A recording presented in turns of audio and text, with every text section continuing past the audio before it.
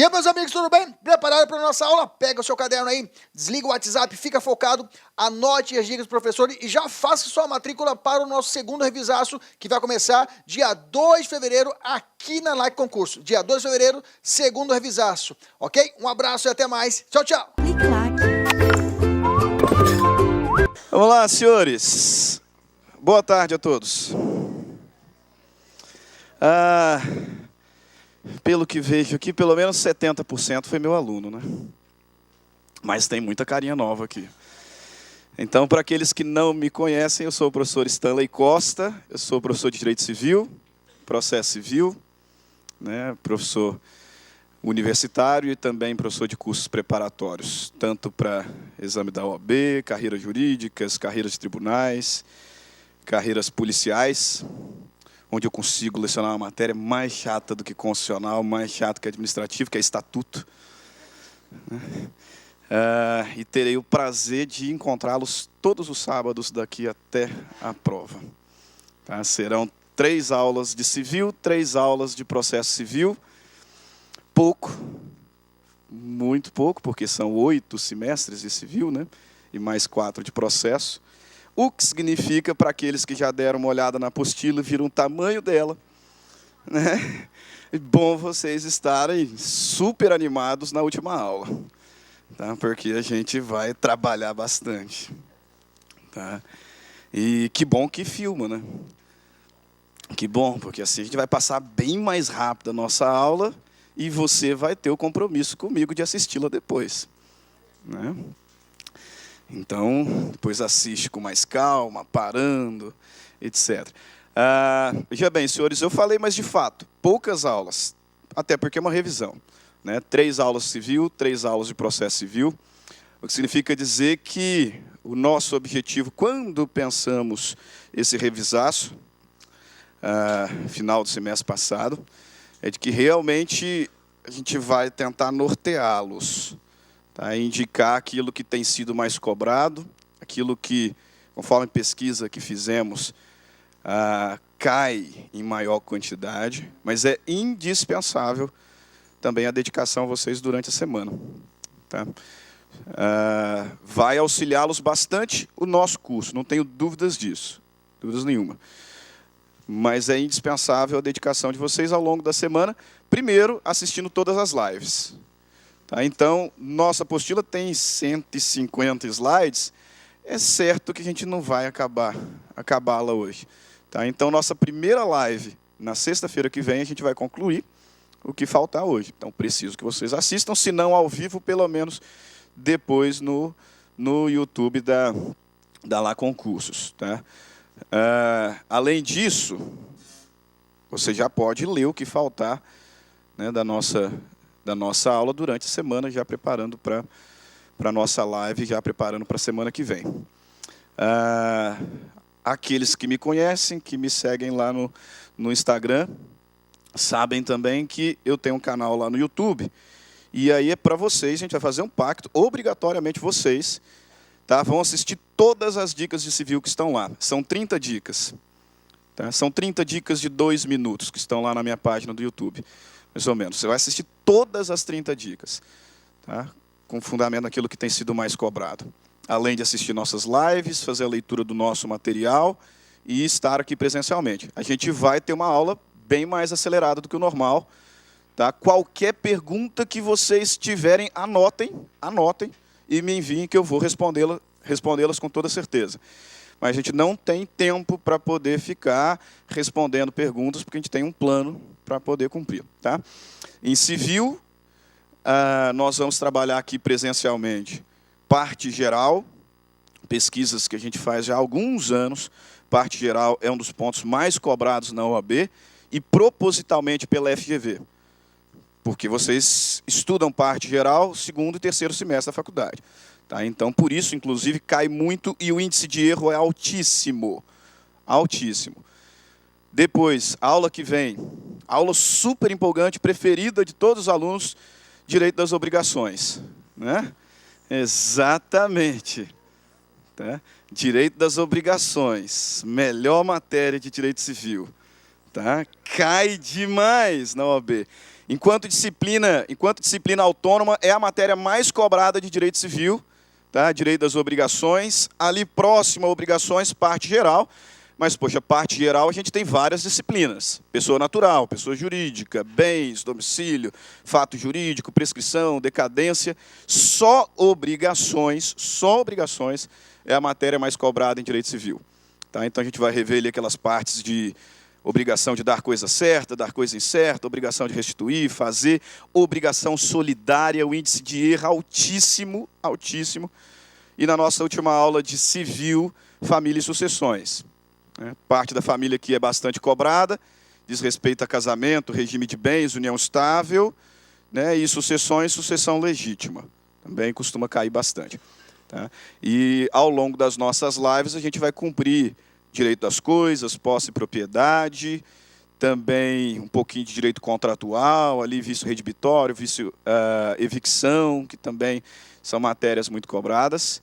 E assim a gente começa processo civil.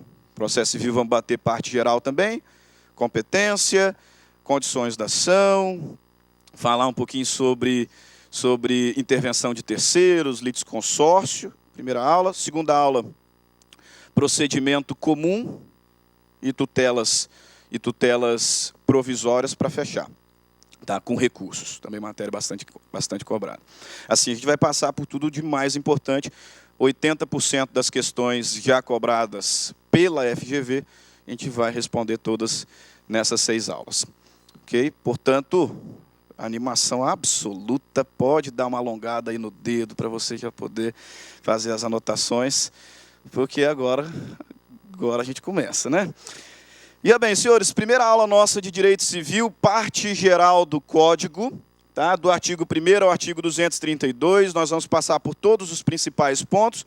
Se não concluirmos aqui, primeira live nossa, a gente termina a matéria. E, evidentemente, resolvendo aqui questões anteriores da FGV, questões de outros concursos também, porque a FGV tem tentado aplicar uma ideia de não repetição, embora na última prova tiveram pelo menos umas 3 idênticas a questões anteriores.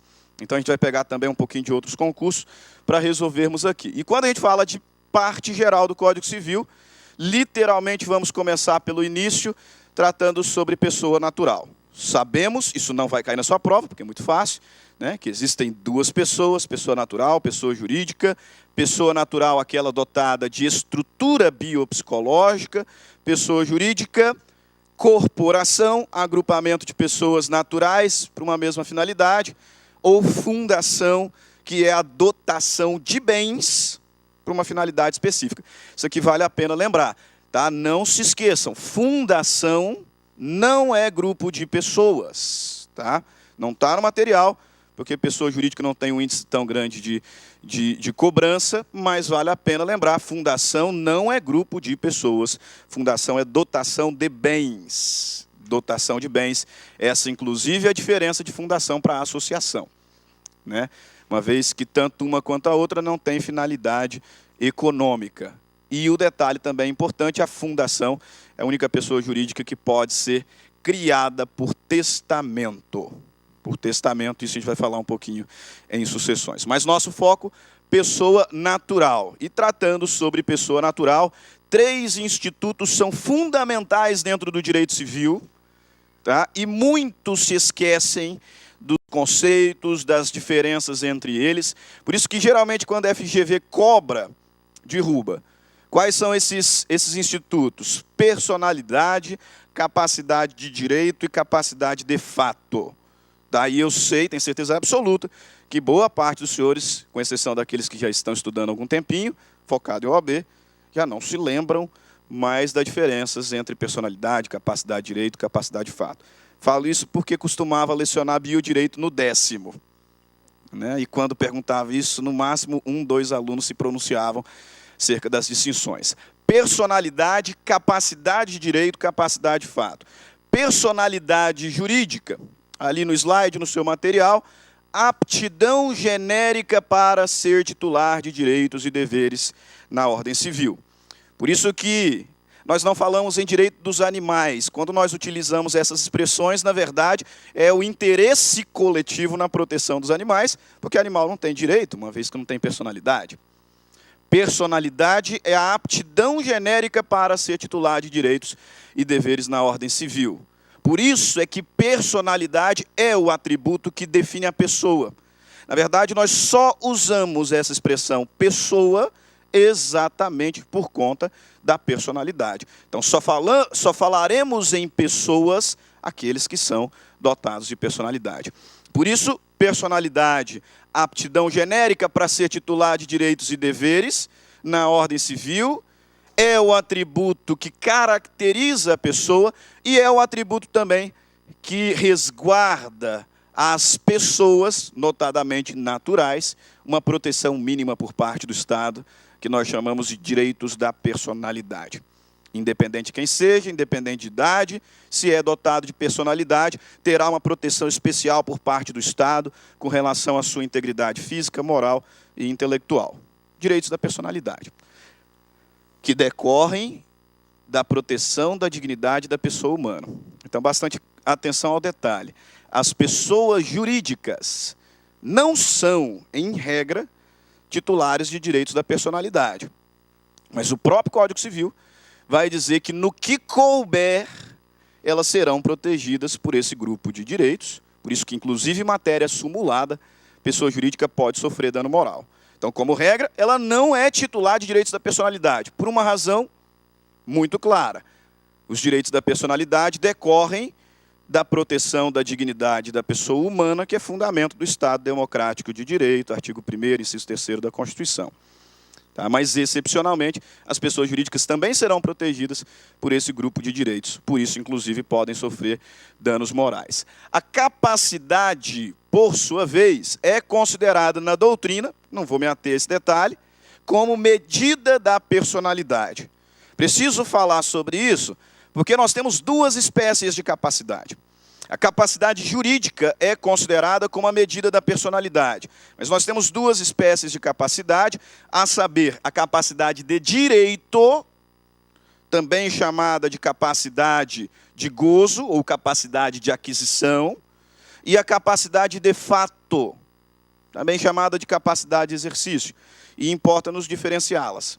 Porque, de vez em quando, cai em provas de concurso público, a OAB já colocou dessa forma, a FGV já colocou dessa forma, como capacidade de direito, sendo a aptidão para exercer os atos da vida civil, e, portanto, sendo possível encontrarmos alguma pessoa sem capacidade de direito. E está errado, está errado. Porque, na verdade, essa explicação está relacionada à capacidade de fato. Capacidade de direito é a aptidão para adquirir direitos e deveres. E aí você está corretíssimo em pensar que, poxa, conceito de capacidade de direito é quase o mesmo de personalidade.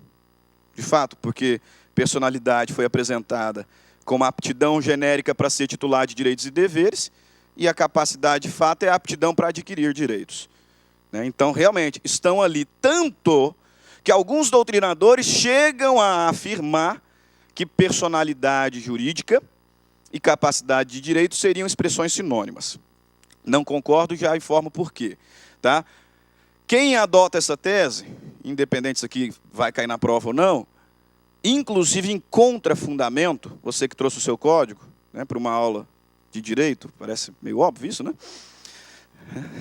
Você que trouxe o seu código, artigo 1º do Código Civil vai dizer que toda pessoa é capaz de direitos. Então, além de personalidade jurídica e capacidade de direito terem conceitos quase idênticos, o Código Civil ainda me diz que toda pessoa tem capacidade de direito.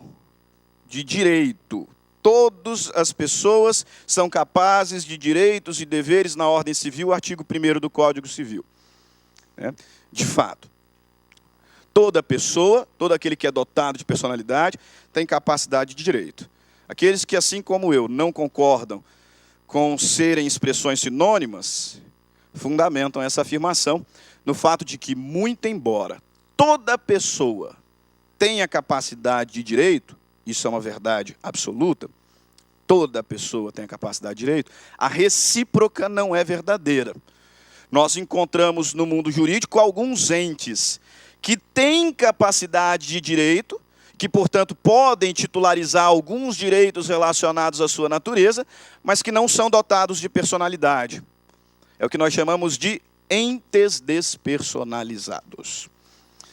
Os entes despersonalizados, grandes exemplos: espólio, massa falida, herança jacente, herança vacante, condomínio, como o nome sugere, não têm personalidade. Entes despersonalizados, mas são dotados de capacidade de direito. Por derrogação da lei, eles podem titularizar, eles podem adquirir e titularizar alguns direitos relacionados à sua própria natureza. Então, vejam, capacidade de direito, aptidão para adquirir direitos e deveres na ordem civil. E aí você precisa anotar: toda pessoa tem capacidade de direito. Tá? Artigo 1º do Código Civil. Importantíssimo, inclusive, para fazer a diferença com a capacidade de fato. Toda pessoa é dotada de capacidade de direito, independente da idade, independente da condição psíquica, da capacidade cognitiva, toda pessoa é dotada de capacidade de direito. O que significa dizer que, quando nós falamos em incapazes, nós não estamos nos referindo a essa espécie de capacidade, e sim a capacidade de fato. Então, próximo ponto, capacidade de fato. O que é a capacidade de fato? Palavrinha-chave para entendê-la: exercício. A capacidade de fato é a capacidade ou a aptidão para exercer de forma autônoma, de forma pessoal, os atos da vida civil. Aptidão para exercer os meus próprios direitos, por ser dotado de personalidade e, consequentemente, por ser dotado de capacidade de direito, qualquer pessoa pode ser titular de direitos e deveres na ordem civil, mas nem todas podem exercê-los, por faltar-lhes capacidade de fato. A capacidade de fato, por isso também chamada de capacidade de exercício, é a aptidão para exercer de forma autônoma e pessoal os atos da vida civil. Portanto, essa capacidade de fato, ela é progressiva. Nem toda pessoa tem. Nem toda pessoa tem.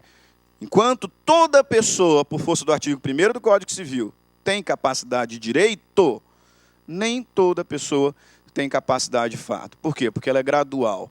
Nós temos aqui absolutamente incapazes, nós temos relativamente incapazes. E quando o indivíduo não é incapaz de fato, nós o chamaremos de plenamente capaz. Por quê? Porque ele é dotado tanto de capacidade de direito, quanto de capacidade de fato. Então, plenamente capaz. Tá? Portanto, bastante atenção com a distinção desses três institutos, que, embora, por enquanto, teórico, são fundamentais, e, vez em quando, cobrados em concursos públicos, já foi também cobrado pela OAB, antes da FGV, depois da FGV, vale a pena tomar esse cuidado, principalmente com a distinção entre capacidade de direito e de fato. Tá? Não caia na pegadinha, por exemplo, de que o menor de 16 anos não tem capacidade de direito. Ele tem. Capacidade de direito, ele tem. O que lhe falta é capacidade de fato. Então, importante distinção entre as duas espécies. Aí veja como é que isso aqui já caiu em prova de concurso. O pessoal aqui da frente, que estão olhando na TV de trás. Assinale a opção correta acerca das pessoas naturais e jurídicas. O indivíduo de 16 anos de idade, ao contrair casamento, adquire plena capacidade civil por meio da emancipação, voltando à condição de incapaz se, 1 ano após o casamento, sobrevier a separação judicial. Tá? Errado. Errado não pelo início, pela parte final. De fato, casamento é uma das hipóteses de emancipação, nós já veremos na lei, artigo 5º. Só que veremos que a emancipação é irrevogável e irretratável. Então, eventual divórcio antes de completar 18 não implica em retorno à incapacidade. Atenção, entretanto, porque se o casamento for anulado, aí volta. Aí volta. né? Na sistemática do Código Civil, não se admite a declaração judicial de morte presumida sem decretação de ausência. Admite-se sim, a gente vai ver daqui a pouco. A personalidade civil da pessoa natural tem início a partir do nascimento com vida, independentemente do preenchimento de qualquer requisito psíquico. Tá? Essa aqui é a alternativa correta. Muito embora nós veremos, existem 3 teorias sobre o início da personalidade. Mas em questões objetivas, se cair início da personalidade, você vai marcar que é o nascimento com vida, porque assim diz o artigo 2º do Código Civil. Tá? Então, a personalidade civil da pessoa natural tem início a partir do nascimento com vida, independentemente do preenchimento de qualquer requisito psíquico. A existência legal das pessoas jurídicas de direito privado começa com o início de suas atividades jurídicas. Errado. A personalidade da pessoa jurídica começa da inscrição do ato junto ao respectivo cartório. Tá? Se me falha a memória, alguém confere aí depois, artigo 45 do Código Civil, né, vai falar sobre o início da PJ. Pessoa é todo ente físico ou moral suscetível de direitos e obrigações, sendo, portanto, sujeito de direitos. Perfeito, isso aqui é um texto, inclusive, da Maria Helena. Tendo o fragmento de texto acima como referência e considerando os dispositivos do Código Civil, relativos à pessoa natural e jurídica, assinale a opção correta. A capacidade de exercício da pessoa natural corresponde à sua inaptidão para ser sujeito de direito. Certo ou errado? Por quê? Capacidade de exercício não está relacionada a ser ou não sujeito de direito, e sim a exercê-los de forma autônoma, capacidade de fato. A capacidade de exercício ou de fato da pessoa natural pressupõe a de gozo ou de direito, mas esta pode subsistir sem aquela. Jogo de palavra interessantíssimo, né? Mas está correto. A capacidade, presta atenção, a capacidade de exercício ou de fato da pessoa natural pressupõe a de gozo ou de direito. É óbvio. Né? Toda pessoa é capaz de direitos. Então, eu só vou falar em capacidade de fato se primeiro aquele indivíduo ter capacidade de direito. Né? Entretanto, a capacidade de direito pode subsistir sem aquela. Perfeito. 12 anos de idade, tem capacidade de direito, mas não tem capacidade de fato. Né? Toda pessoa, por isso da frase, toda pessoa é capaz de direito. Nem toda pessoa é capaz de fato. Né? Por isso da palavra. A incapacidade relativa da pessoa natural não pode ser suprida. Pode, nós veremos, representação ou assistência. O estado político da pessoa natural indica sua situação em relação ao matrimônio, parentesco consanguíneo por afinidade. Nada a ver. Estado político a gente estuda lá em constitucional. Né? Totalmente fora da nossa matéria. Acerca das pessoas naturais e jurídicas, julgue o item que se segue. Eu falei, eu peguei algumas de outras provas, de vez em quando pode ser que caia na sua. Devido ao fato de serem absolutamente incapazes, os menores de 16 anos de idade não são considerados sujeitos de direitos e de obrigações. Errado, porque tem personalidade e tem capacidade de direito. Capacidade de exercício está relacionada ao exercício autônomo dos próprios direitos e deveres. Perfeito. Como disse, 3 teorias tratam acerca do início da personalidade. Teoria natalista, teoria concepcionista, teoria da personalidade condicional. Se na sua prova cair sobre início da personalidade, você vai adotar a teoria natalista. Concorde ou não? Né? Depois que você passar, aí você discute. Né? Mas, por enquanto, adota ela se cair sobre o início da personalidade. Porque é o que o artigo 2º diz, ipsis literis. Né? A personalidade civil da pessoa começa do nascimento com vida. Tá? Mas, por conta da parte final, surge ali a teoria concepcionista, porque o próprio legislador, o mesmo legislador que diz que a personalidade começa do nascimento com vida, me diz também que a lei põe a salvo os direitos do nascituro desde a concepção. O que é uma contradição terrível. Porque se personalidade é aptidão para ser titular de direitos e deveres, como é que alguém que ainda não nasceu, né, teria direitos a serem protegidos? Por isso que, jurisprudencialmente, adotamos a teoria concepcionista. Qual a relevância dela para você que vai fazer uma prova. Tá? Muito embora, se cair na sua prova, quando começa a personalidade, você vai dizer que é do nascimento com vida, por conta do texto da lei, você precisa saber que o nascituro é titular de muitos direitos. Recebe uma proteção extremamente específica por parte da jurisdição, ou da jurisprudência. Né? Okay? Nascituro, que é o ente concebido, ainda não nascido, dotado de vida intrauterina. Conforme destaquei. Quais são os principais direitos do nascituro que talvez caia na sua prova? Primeiro, o nascituro é titular de direitos da personalidade. Um contrassenso ainda maior dizer que começa do nascimento com vida. Né? Porque ainda não nasceu, e eu também não posso dizer que ele é um ente despersonalizado, porque os direitos que ele titulariza é exatamente direito da personalidade. Então tem direito à vida, integridade física, moral, etc. Direito à proteção pré-natal, direito a alimentos gravídicos, é considerado herdeiro, como nós veremos na última aula de civil, artigo 1798, o legislador vai dizer, legitimam-se a suceder pessoas nascidas ou concebidas. Então, o nascituro ele é herdeiro legítimo. Pode ser beneficiado por testamento, pode ser beneficiado por doação, e, conforme informativo do STJ, se a mulher gestante em acidente de trânsito tem ali um aborto, perde o bebê, faz jus à indenização do DPVAT. Se o meu cachorro, o Tobias, morrer no carro comigo, né, eu não tenho direito. Né? Se numa batida de carro o Tobias morre, eu não tenho direito a DPVAT. Né?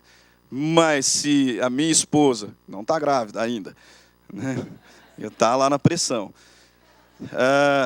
assim, não, tem muito cursinho ainda para ministrar. Né? Como é que eu vou ministrar curso sábado, essa hora, né? Mas voltando, até perdi. Se ela perdeu o bebê no acidente de trânsito, tem direito a DPVAT. Mais uma razão porque jurisprudencialmente consideramos que a personalidade começa da concepção. Mas como primeira fase cai letra da lei, repito, artigo 2º. Tá? Artigo 2º. Aí um detalhe muito importante aqui, notadamente sobre testamento e doação, eu tenho certeza absoluta que todos vocês estudaram ao longo da faculdade Direito Civil com o livro da Maria Helena, né? Que é o preferido de todos, só que não. Né?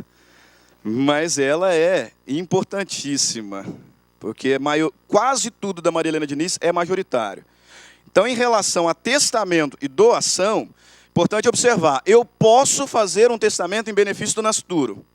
Posso fazer uma doação em benefício do nascituro.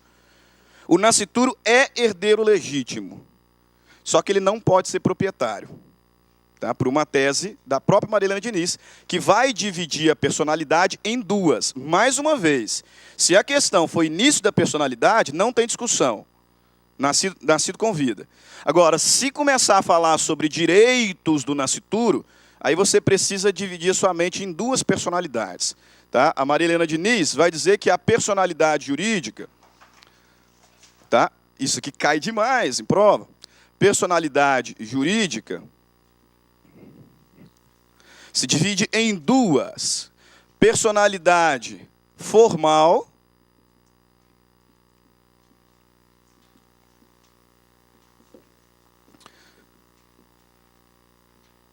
e personalidade material.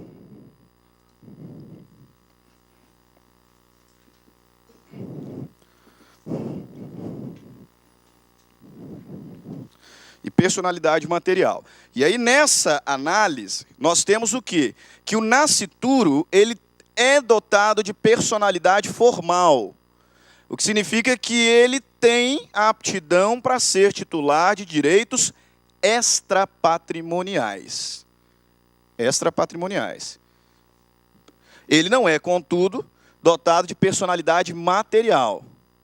Portanto, ele não pode ser titular de direitos patrimoniais. Tá? Mais uma vez, isso aqui se na sua prova cair sobre o nascituro. Sobre o nascituro. Aí você vai dividir na sua mente a personalidade. Personalidade formal, aptidão para ser titular de direitos extrapatrimoniais.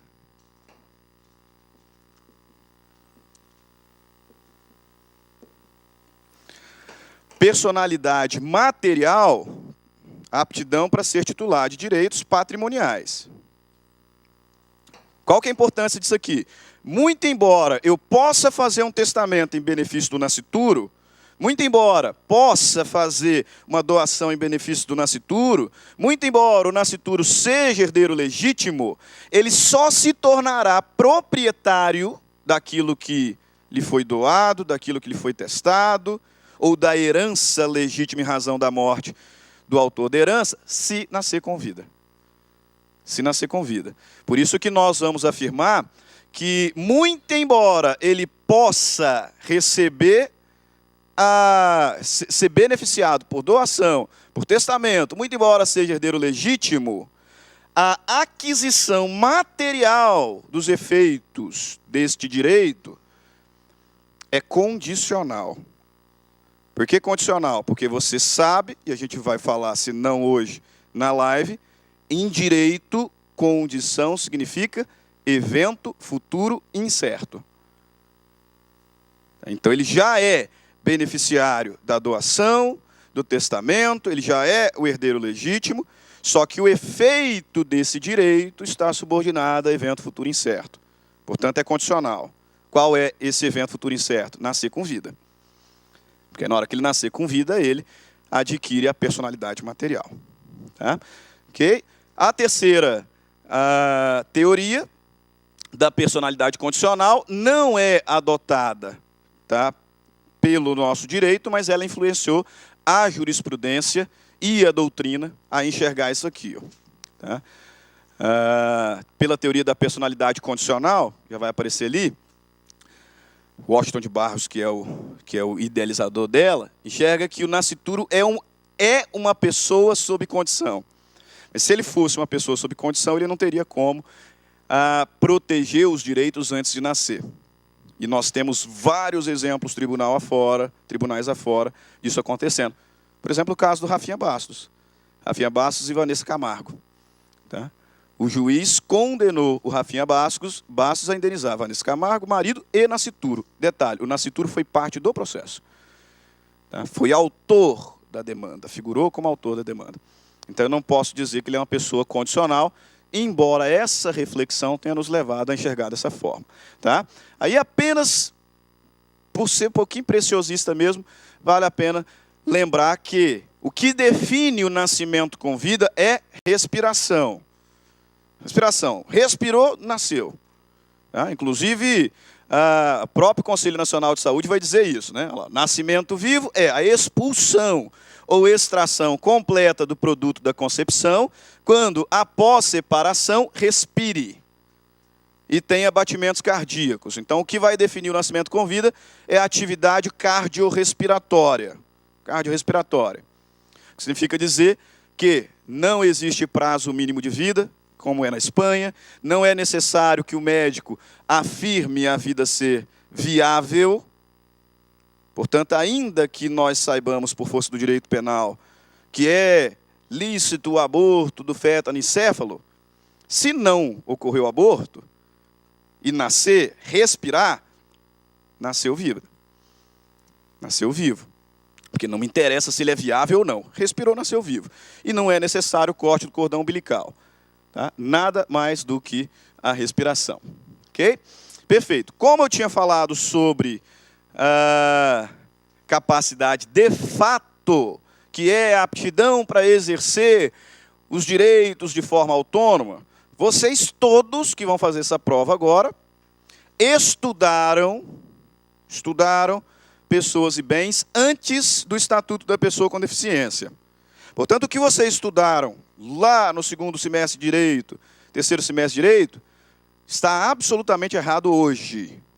Absolutamente errado hoje. Tá? Porque o Estatuto da Pessoa com Deficiência, uma lei do finalzinho de 2015, mudou totalmente a teoria da incapacidade. Totalmente. Tá? Você provavelmente aprendeu lá que era absolutamente incapaz, o menor de 16 anos, aquele que por enfermidade mental, né, por causa permanente, não poderia manifestar a vontade, etc. Nada disso. Nós temos uma nova teoria da incapacidade no artigo 3º e 4º do Código Civil. Tá? pós-estatuto da pessoa com deficiência, o artigo que vocês aprenderam dessa forma aqui, ó, tá? O antigo artigo 3º, se tornou em apenas um caput. No novo artigo 3º, pós-estatuto da pessoa com deficiência, são absolutamente incapazes os menores de 16 anos, ponto final. Tá? São absolutamente incapazes os menores de 16 anos. Só. Tá? A banca vai fazer de tudo para você encontrar ali algum outro absolutamente incapaz. Vai falar que o sujeito está em coma, vai falar que o sujeito tem uma enfermidade mental gravíssima. Tudo para te levar a erro. Balela. Menor de 16 anos. Ponto final. Tá? Só é absolutamente incapaz os menores de 16 anos. E o artigo 4º, que é o artigo que identifica para nós as causas de incapacidade relativa, também mudou. Também mudou e tem que ter muito cuidado com ele. Porque antigamente o artigo 4º dizia ali para nós, ó, são incapazes relativamente a certos atos ou a maneira de exercer. Antigo artigo 4º. Os maiores 16, menores 18, os ébrios habituais, viciados em tóxico, os que por deficiência mental tenham o discernimento reduzido, os excepcionais, sem desenvolvimento mental completo, e os pródigos. A grande finalidade do Estatuto da Pessoa com Deficiência, o objetivo primordial dessa lei, foi acabar com o preconceito de que alguém será incapaz pelo simples fato de ser portador de alguma deficiência. Por isso é que expressões como essa, já era. Tá? Que tem sido uma outra pegadinha. Eles vão tentar te levar a concluir que alguém é incapaz por ser deficiente. Só isso não. Só isso não. Se esta for a única informação que você tem, presuma pela capacidade. Tá? Então, se, por exemplo, na sua prova cai lá, o casamento do enfermo mental é, : nulo, anulável, inexistente, válido, você vai marcar válido. Por quê? Porque a única informação que você tem é de que ele é enfermo mental. Ponto. Não tem mais nenhuma. Ninguém será incapaz só por conta disso. Tá? Inclusive, é um detalhe lá, direito de família. Antes do Estatuto da Pessoa com Deficiência, nós tínhamos 2 causas de nulidade do casamento. Aquele que se casasse em inobservância de alguma das causas impeditivas, do artigo 1521, ou o enfermo mental, desse jeito. Com o Estatuto da Pessoa com Deficiência, caiu o outro inciso. Agora só será nulo o casamento por afronta à causa impeditiva. Ok? Tá, carro ATP 5521. Palio.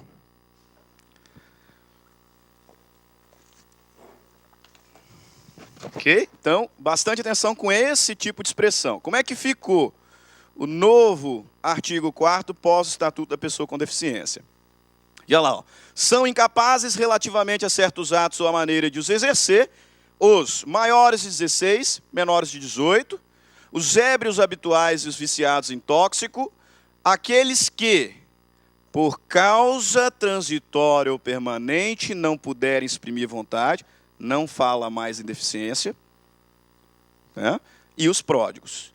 Cuidado que pode cair lá, que o sujeito tem uma enfermidade mental gravíssima, e aí vai desenrolando, aparece lá no meio a expressão. E por conta disso, ele não tem aptidão para exercer os atos da vida civil.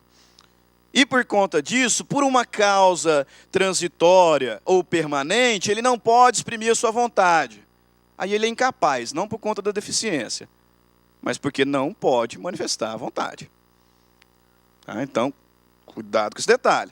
Se a única informação que você tiver foi enfermidade, ele é capaz, ponto.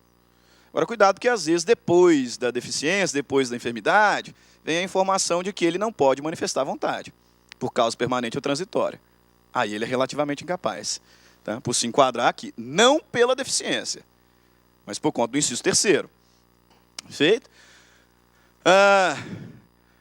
O absolutamente incapaz pode celebrar negócios jurídicos, desde que representados. Veja, Incapaz é aquele que não tem aptidão para exercer pessoalmente os atos da vida civil. Nada impede de exercer os atos da vida civil mediante suprimento. Então, quais são os suprimentos que nós temos? Se o indivíduo é absolutamente incapaz, representação. Se o indivíduo é relativamente incapaz, assistência. Se o absolutamente incapaz realizar um negócio jurídico sem representação, ele é nulo. Nulo. Artigo 166, inciso 1º. Se o relativamente incapaz realizar um negócio jurídico sem assistência, ele é anulável. Muito cuidado com isso também. Absolutamente incapaz pode celebrar negócio mediante representação. Se não tiver, nulidade. Nulidade. Relativamente incapaz pode celebrar negócios jurídicos mediante assistência. Se não tiver, anulabilidade. Anulabilidade, consequência é outra. A gente já vai falar sobre as diferenças entre elas. Veja lá a lei, porque tem gente bocejando na minha aula. Cadeira. Só porque é a única matéria boa do dia civil. Porque vocês tiveram o quê? Processo do trabalho hoje, né? Trabalho material. Trabalho, mas lá ela é excepcional, mas penal é um saco. Então, né? Aí depois administrativo. Né? Então, a respeito da lei de introdução às normas do direito brasileiro, das pessoas, dos negócios jurídicos, da prescrição, prova do fato jurídico, julgue o item seguinte. Pessoa que se encontre com paralisia cerebral é considerada absolutamente incapaz, porque não pode exprimir sua vontade. Certo ou errado? É para falar com convicção, né? Pessoa que se encontre com paralisia cerebral é considerada absolutamente incapaz, porque não pode exprimir sua vontade. Acabamos de falar, absolutamente incapaz, menor de 16 anos. Só, único critério, etário. Só será incapaz o menor de 16 anos. Só. O único critério que define a incapacidade absoluta é o etário, idade. Aí teve um aluno que me respondeu, está errado, evidente. Aí teve um aluno, professor, mas ele poderia ser menor de 16, né? Também, né? Assim, então tá, faz o recurso e coloca isso como fundamento no seu recurso. Né? E aí outro detalhe, tá? Nesse caso aqui, nós não temos nem condições de falar em relativa incapacidade, porque não trouxe lá a expressãozinha-chave, não pode manifestar a vontade. Tá? E aí ele falou assim, professor, mas poderia ser menor de 16, então você está presumindo isso? Entenda o seguinte, presumir é pela capacidade. Se você se vê diante de uma situação ali que não tem informações, a presunção é pela capacidade. Então você vai presumir que ele é maior de 18, tá? E não que poderia ser menor de 16. Né? Será considerada absolutamente incapaz a pessoa que, por causa permanente, não puder exprimir sua vontade, caso em que necessitará de representante legal para exercer os atos da vida civil. Agora, errado. Onde que vocês estão? 16 anos, pessoal, 16 anos. São considerados absolutamente incapazes a pessoa que, por causa permanente, não puder exprimir sua vontade. Não falou nada de idade. Absolutamente incapaz, menor de 16. Só. Nesse caso, ele é relativamente incapaz. Inciso 3º. Aqui, ó, causa permanente. Aquele que, por causa permanente, não puder manifestar a vontade. As crianças e os adolescentes com menos de 16 anos de idade são absolutamente incapazes de exercer pessoalmente os atos da vida civil. Que bom, né? Puxa vida, né? Mas aqui tem uma pegadinha magnífica. Tá? Já vi cair em prova, assim, criança é absolutamente incapaz, adolescente é relativamente incapaz. Ponto. Certo ou errado? Errado.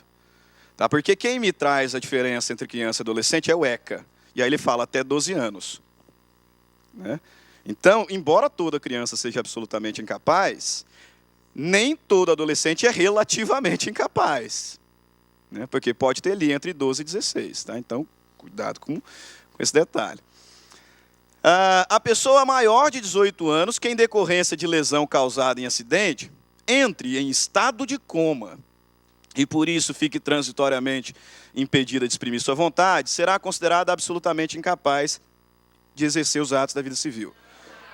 Afinal, que alívio, né?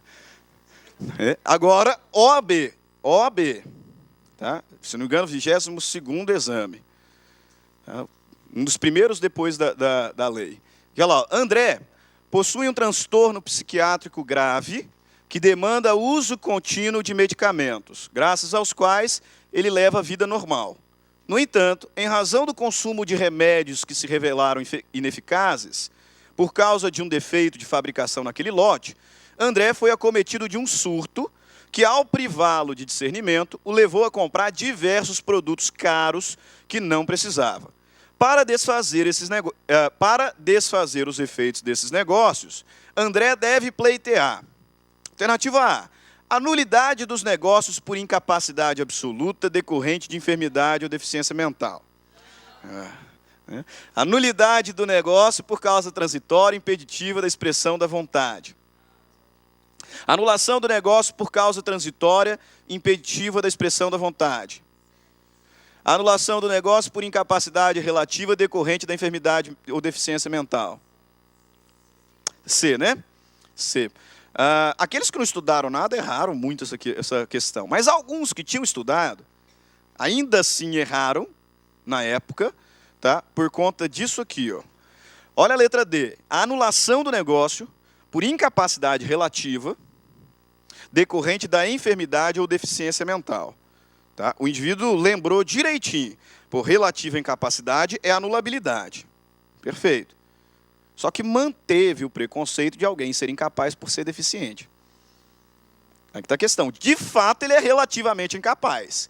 De fato, o negócio é anulável, mas não por conta da enfermidade ou deficiência. Por conta de causa transitória impeditiva da manifestação de vontade. Inciso 3º do artigo 4º do Código Civil. Ok? Perfeito. Quando cessa a incapacidade? Quando a causa que lhe motivou é extinta. Então, se o critério é etário, assim que o indivíduo completa a maioridade. Se o critério é psicológico, no caso dos outros incisos, os outros 3 incisos do artigo 4º, quando eu levanto a sentença que declarou a relativa incapacidade. Porque, veja bem, quando eu falo em critério etário, o indivíduo ele é incapaz, deixa de ser incapaz automaticamente. Agora, os outros 3 incisos do artigo 4º, que é pródigo, ébrio habitual, viciado em tóxico e aquele que por causa permanente ou transitória não manifesta vontade, esses aí são declarados por sentença. Então, quando a sentença for levantada por outra decisão judicial. Agora, é possível que o indivíduo, antes mesmo de completar a maioridade, adquira a plena capacidade civil, através da emancipação. Beleza, professor? Isso aqui a gente está careca de saber. Ok, só que tem 3 espécies de emancipação, que é o que eu quero chamar a atenção dos senhores. De fato, a gente sabe, precisava nem fazer direito para saber disso, que o indivíduo, sendo emancipado, torna-se absolutamente capaz antes, para os atos da vida civil, antes de atingir maioridade. Só que tem 3 espécies de emancipação. Emancipação voluntária, emancipação judicial e emancipação legal. Emancipação voluntária é aquela prestada pelos pais. Pelos pais. Ambos os pais. Ou um deles na falta do outro.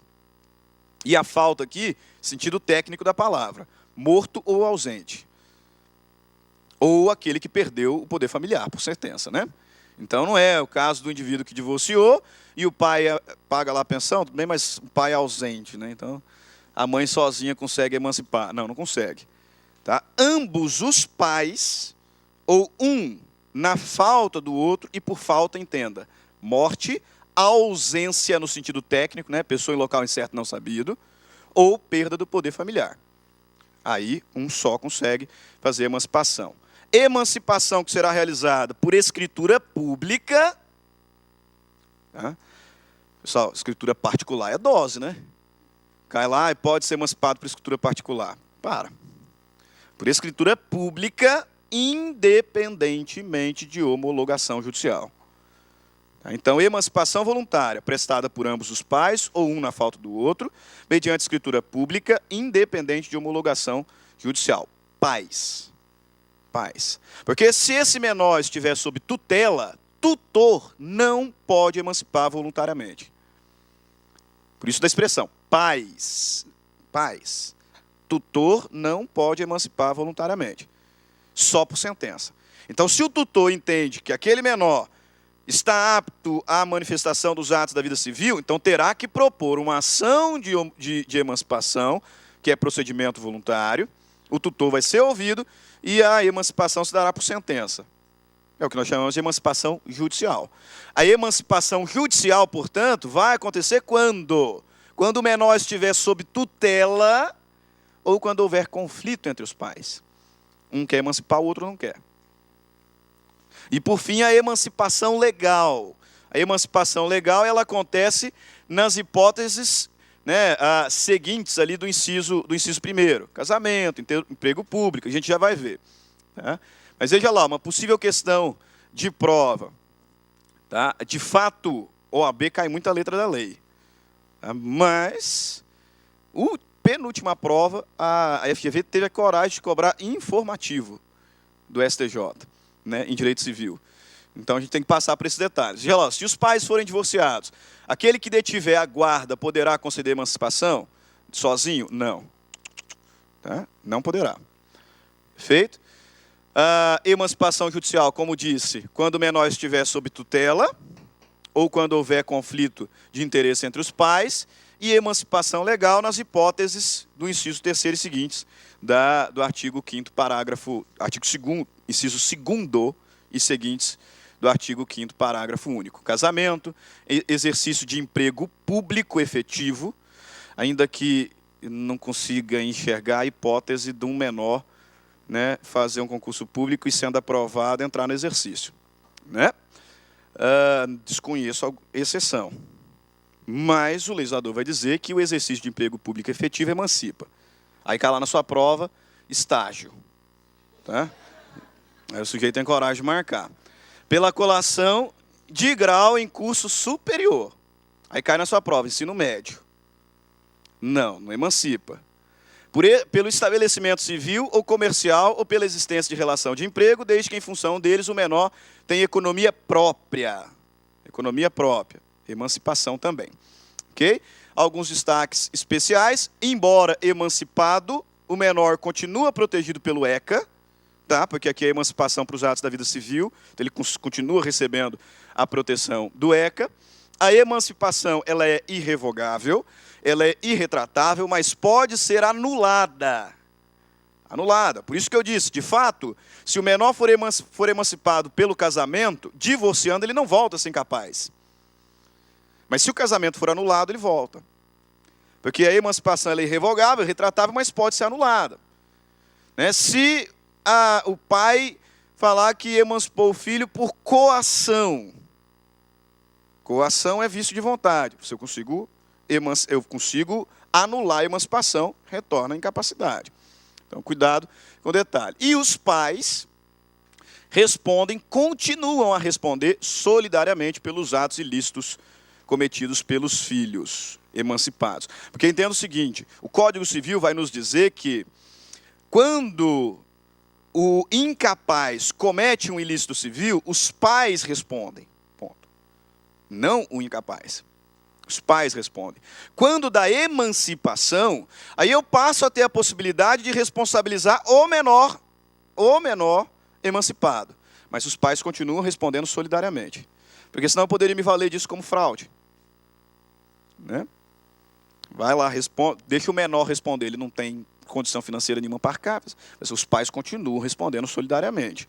Tá? Eles já não são os únicos responsáveis. Ok? E já lá, prova da OAB também. Pedro, em dezembro de 2011, aos 16 anos, se formou no ensino médio. Em agosto de 2002, ainda com 16, começou estágio voluntário em uma companhia local. Em janeiro de 2013, já com 17 anos, foi morar com a sua namorada. Em julho de 2013, ainda com 17 anos, após ter sido aprovado e nomeado em um concurso público, Pedro entrou em exercício no respectivo emprego público. Quando que ele foi emancipado? Julho de 2013. Perfeito, tá? Alguns, na época, marcaram janeiro de 2013, tá? Porque ele foi morar com a namorada. 2 detalhes. Primeiro, o enunciado falou em namorada. Namoro não se confunde com união estável. Tá? E segundo, união estável não emancipa. Casamento emancipa. União estável não emancipa. Tá? Então, ainda que fosse união estável. Por isso, resposta correta, julho de 2013. Os tutores de José consideram que o rapaz, aos 16 anos, tem maturidade e discernimento necessários para praticar os atos da vida civil. Por isso, decidem conferir ao rapaz a sua emancipação. Consultam, para tanto, um advogado que lhes aconselha corretamente, no seguinte sentido: José poderá ser emancipado em procedimento judicial com a oitiva do tutor sobre as condições do tutelado. José poderá ser emancipado via instrumento público, sendo necessária a homologação judicial, sendo desnecessária a homologação judicial. José poderá ser emancipado via instrumento público ou particular, sendo necessário procedimento judicial. José poderá ser emancipado por instrumento público com averbação no registro de pessoas naturais. Alternativa correta?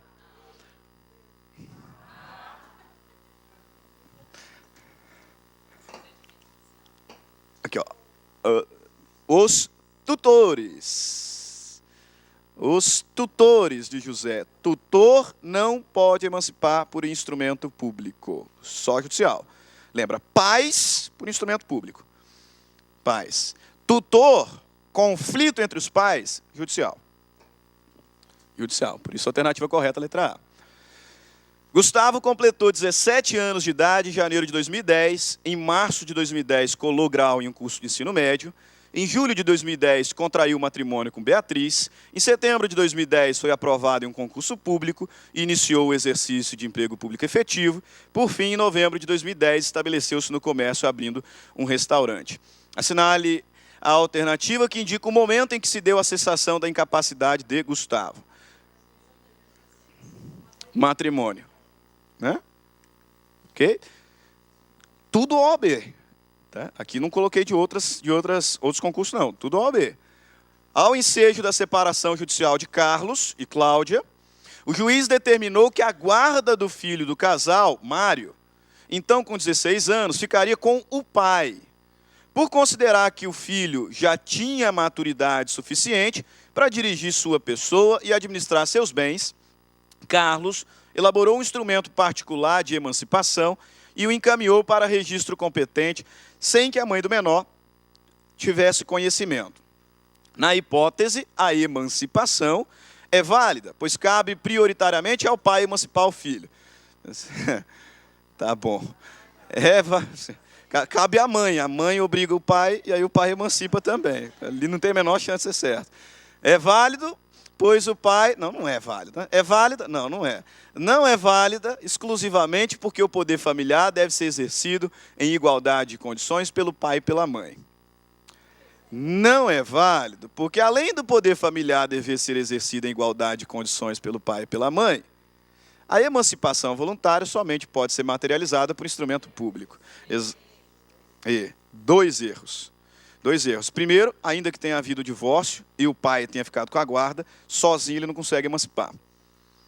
Segundo, porque ele queria emancipar o filho por instrumento particular. Não dá. Ambos os pais por escritura pública. Ok? Perfeito. Agora, tudo que nasce, morre. Né? Então, fim da vida. Morte. 3 espécies de morte no direito. Exatamente. Na verdade, se eu considerar a doutrina, dá 4 espécies. Na doutrina, considerando doutrina, a gente encontraria 4 espécies. Por quê? Porque a doutrina entende que a indignidade e a deserdação é morte civil. Então, o indigno deserdado estaria civilmente morto para aquela sucessão em curso. Agora, na lei, nós encontramos 3 espécies de morte. Morte real, morte presumida sem decretação de ausência, morte presumida com decretação de ausência.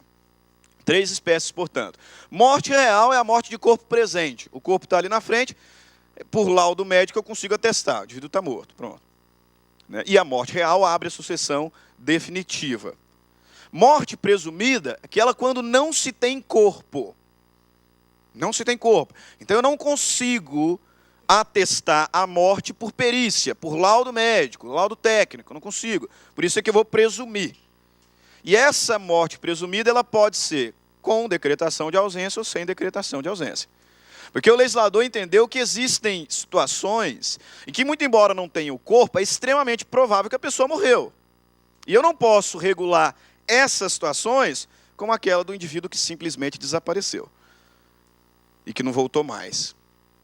No primeiro caso, é extremamente provável que ele esteja morto. Então, eu não preciso primeiro declarar a ausência e submeter a família a um procedimento que é extremamente longo. Não, dá para declarar a morte direto. Ao contrário dessas outras situações. Então, o legislador vai dizer, artigo 7º do Código Civil, pode ser declarada a morte presumida sem decretação de ausência. 2 incisos. Se for extremamente provável a morte de quem estava em perigo de vida, se for extremamente provável a morte de quem estava em perigo de morte, mas o legislador, zumbi, ou se alguém desaparecido em campanha guerra, tá? Ou feito prisioneiro, não for encontrado até 2 anos após o término da guerra. Se bem que tem alguns desaparecendo aqui em campanha eleitoral também, Mas aqui é guerra. Se alguém desaparecido em campanha ou feito prisioneiro, não for encontrado até 2 anos após a morte. Portanto, quando eu falo em morte presumida sem decretação de ausência, eu tenho um prazozinho de 2 anos aqui, tá? Para a situação de guerra. Desaparecido em guerra e não retornou até 2 anos após o término. Único prazo. Fora esse, não tem nenhum. O que o legislador vai chamar a nossa atenção é que a morte presumida sem decretação de ausência será decretada por sentença.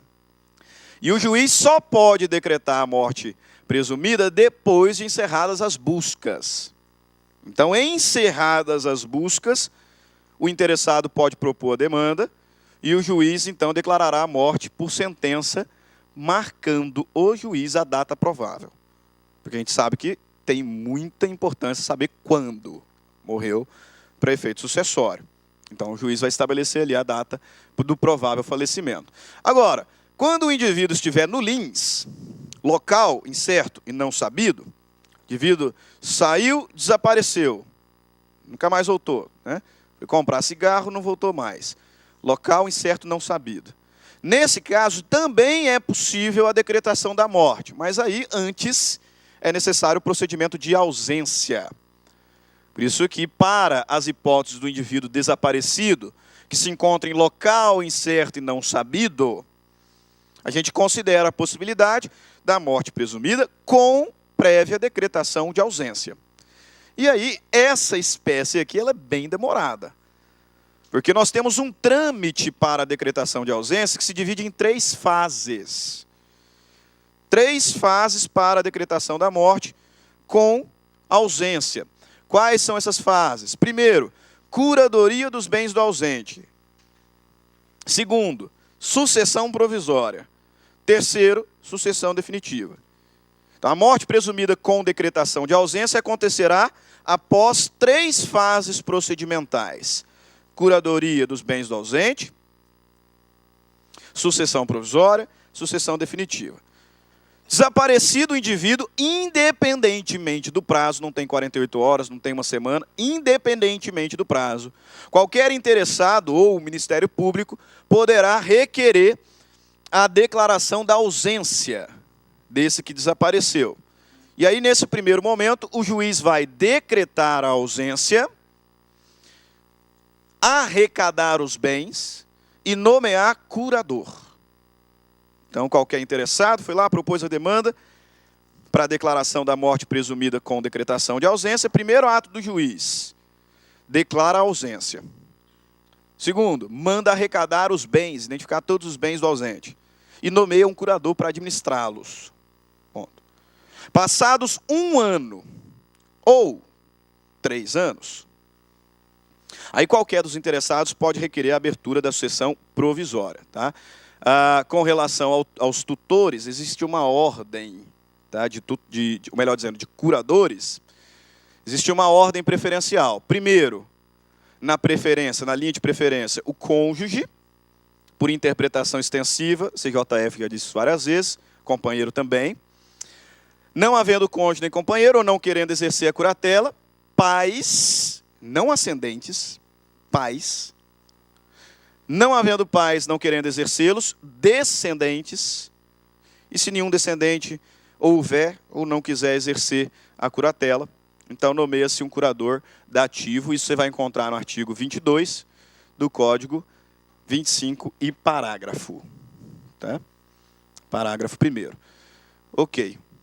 Artigo 25 vai falar que o cônjuge é o primeiro na linha de preferência, salvo se estiver separado judicialmente, ou de fato por mais de 2 anos. Não havendo cônjuge, o restante que nós já identificamos. Ok? Como a FGV já pediu informativo, então não é demais dizer. A regra se estende à união estável. Tá? Informativo, enunciado 97. Então, o companheiro pode ser e é o primeiro na linha de preferência da curatela. Ok? Passado 1 ano, como eu disse, passado 1 ano ou 3 anos, passado 1 ano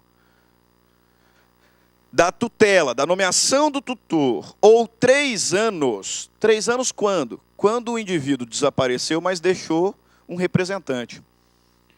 Então veja bem, se o indivíduo desapareceu e não deixou nenhum representante, nenhum procurador, nenhum mandatário, qualquer interessado pode requerer a declaração da ausência, o juiz vai declarar a ausência, arrecadar bens, nomear curador. 1 ano, aí é possível o requerimento da abertura da sucessão provisória. Se o indivíduo deixou procurador, 3 anos. Se ele resolveu desaparecer, mas deixou um procurador, o legislador aumenta um pouquinho, porque se ele resolveu deixar procurador, então talvez ele não esteja morto, né? Simplesmente desapareceu. Então sobe o prazo.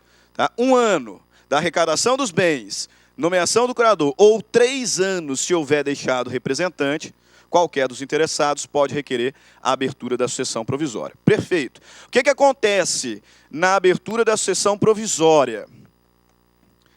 Na sucessão provisória, o juiz determinará a transmissão da posse dos bens do ausente aos seus sucessores. Você se lembra lá da aula, a gente não vai conseguir passar por isso. Tá? Aqui, em alguns casos, é necessário prestar caução para entrar na posse, tem que integralizar os frutos, etc. Mas veja bem, se o sucessor provisório for um herdeiro necessário, ele não tem que prestar caução, ele não tem que integralizar frutos. Quem são os herdeiros necessários?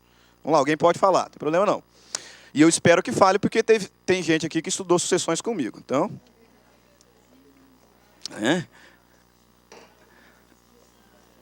quem são os herdeiros necessários? Cônjuge. Aí detalhe, isso a gente já vê em sucessões, tá? Finalzinho, meio do ano passado, caiu 1790, então eu posso incluir aqui o companheiro também. Cônjuge,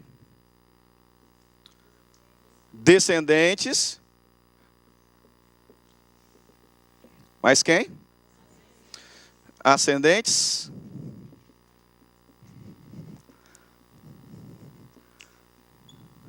E acabou, né? Acabou, né? Porque os colaterais são facultativos. Muito embora os colaterais sejam herdeiros legítimos, estejam lá identificados no 1829, eles são herdeiros facultativos. Quando a gente falar ali em sucessão, aí nós vamos incluir aqui os colaterais até 4º grau. Até 4º grau. E aí nós vamos dizer que esses aqui são herdeiros legítimos. Para de bocejar na minha aula. Ainda faz barulho ainda, né? Herdeiros legítimos. E esses 3 aqui, ou esses 4 aqui, são necessários. São necessários. Os colaterais, muito embora sejam herdeiros legítimos, eles são facultativos. São facultativos. Então, esses aqui, frente à ausência, recebem a posse dos bens e não precisam prestar cauções. Tá? E nem integralizar frutos. Se os sucessores forem colaterais, aí eles vão ter que prestar caução e integralizar os frutos. Perfeito. Abriu a sucessão provisória. Regra: 10 anos depois, é possível qualquer dos interessados requerer a abertura da sucessão definitiva. Regra. E aí um detalhe: não são 10 anos do desaparecimento. São 10 anos do trânsito em julgado da decisão que abriu a sucessão provisória. O que significa dizer que, considerando o nosso judiciário, que é muito célere, pelo menos 11 anos, né? Pelo menos 11 anos, porque eu vou ter pelo menos 1 ano de curatela, de curadoria de bens. Desaparecido o indivíduo, não deu nem 48 horas, alguém requereu a abertura a declaração da ausência. Perfeito. 2 tempos. Declara a ausência. Nomeia curador. 1 ano, abre a sucessão provisória. 10 anos depois da abertura da sucessão provisória, é possível o requerimento da abertura da sucessão definitiva. Então, 10 anos da sucessão provisória, não do desaparecimento. Portanto, pelo menos 11 anos. Mas essa é a regra. Porque é possível a gente diminuir um pouquinho aqui esse prazo de 10 anos. Quando? Quando o desaparecido contar 80 anos de idade e há 5 anos não se houver notícia dele mais. Tá? Então, se aquele que desapareceu tem 80 anos de idade e há 5 não se tem notícia, eu posso requerer a abertura da sucessão definitiva imediatamente. Porque o legislador entendeu que se ele já tinha 80, é muito provável que esteja morto. Então, ele diminuiu um pouquinho o prazo. Cuidado, portanto, com a exceção. Regra 10 anos, excepcionalmente, se o indivíduo contava 80 anos, prazo cai para 5. Perfeito. Aberta a sucessão definitiva, agora sim nós transmitiremos aos sucessores, agora herdeiros, a propriedade dos bens do morto. Morto, 3 fases. Curadoria de bens, sucessão provisória. Nessa terceira fase, 10 anos depois do trânsito julgado da sentença que abriu a sucessão provisória, decreta-se a morte presumida. Por enquanto ele era só ausente. Decreta-se a morte presumida. E agora sim, transmite-se a propriedade dos bens do morto, presumivelmente, aos seus sucessores, né? Aos seus herdeiros. Perfeito? Ah, professor, mas e se o ausente voltar? Depende de quando ele voltou. Porque a gente não tem o corpo. E se ele voltar? Depende de quando ele voltou. Em qual das fases ele voltou? Se, declarada a ausência, o ausente retorna no primeiro ano, esse ano de curadoria, ou os 3 anos, se tiver deixado representante, a única coisa que acontece é que o ausente reassumirá a administração dos seus bens, porque foi a única coisa que ele perdeu. Por enquanto, o juiz só havia declarado a ausência, arrecadado os bens e colocado sob curatela.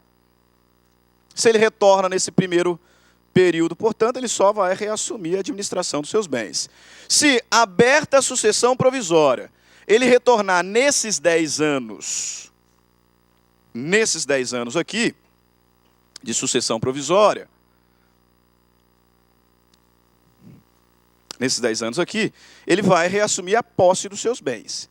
E aí o legislador vai nos dizer que ele terá direito, ausente que retornou aqui nesses 10 anos, aos bens tais como os deixou.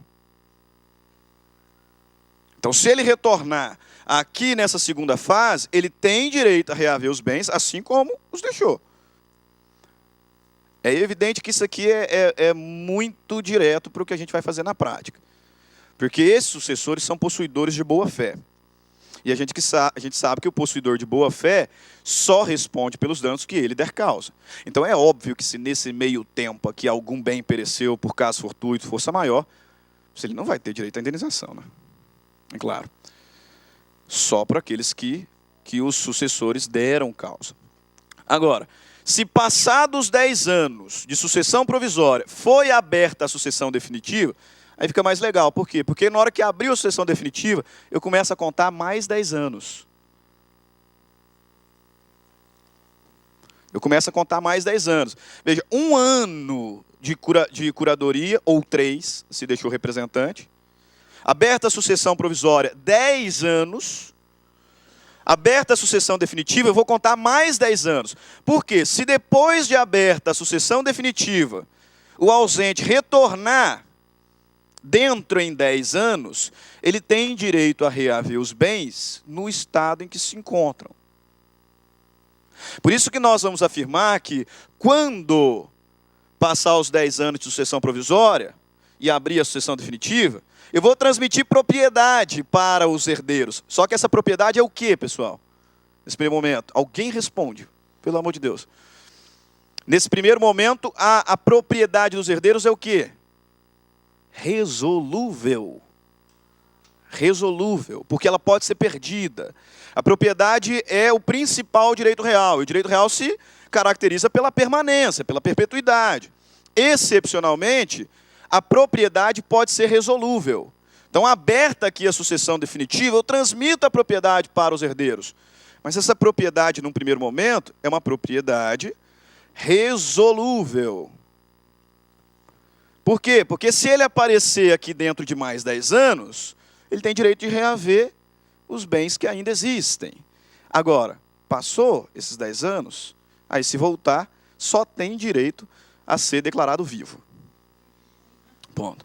Né? Porque foi declarado morto. Não, mas vocês riem, mas teve uma turma que eu estava dando aula isso aqui.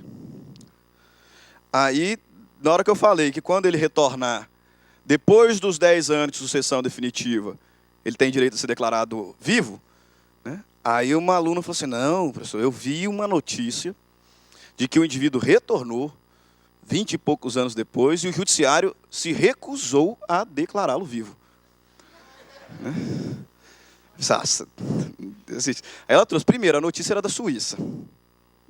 Então, mas o sujeito está lá, vivo, vou recusar a declarar vivo, faz sentido nenhum. Mas ele não tem direito mais a bens.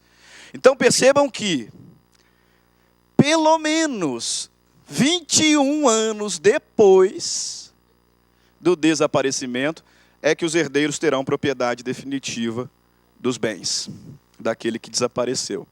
Ok? Perfeito. Ainda sobre morte, momento da morte também nos interessa. Por quê? Porque lá no Código Civil, artigo 8º, o legislador regula uma tal de comoriência. Primeiro, entenda o seguinte, a comoriência não é uma espécie de morte. As espécies de morte que nós temos é morte real, morte presumida sem ausência e morte presumida com ausência. A comoriência é uma presunção legal de morte simultânea. Para o caso de 2 pessoas que realmente morreram, mas morreram no mesmo evento, e eu não sei quem morreu primeiro. Exato, caiu um avião, todo mundo morreu ali, eu não consigo dizer quem foi que faleceu primeiro. Aí o legislador diz, então, nós vamos declará-los comorientes. O que significa isso? Morreram no mesmo instante. Aí quando eu explico isso aqui lá no segundo semestre, pessoal, grande coisa, porque qual que diferença dizer que o pai morreu primeiro, que o filho morreu primeiro? Né? Por que o legislador está perdendo tempo com isso? Ah, não foi possível, todo mundo morreu. Né? A esposa e mãe estão chorando, da mesma forma. Qual que é a importância disso? Sucessória.